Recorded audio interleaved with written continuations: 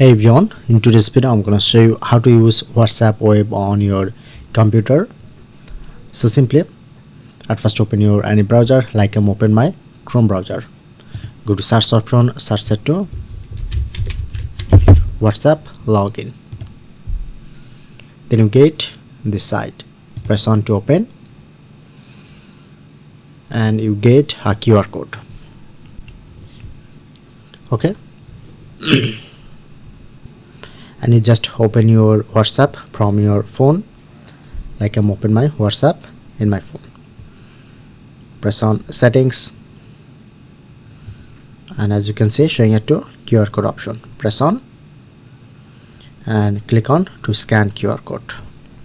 Okay, and you just scan this QR code, click on to continue. Click on to continue.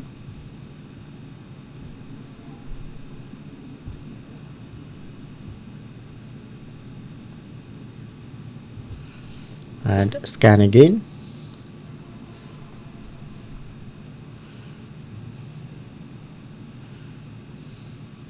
Okay, now successfully set up my WhatsApp in my computer. So that's it.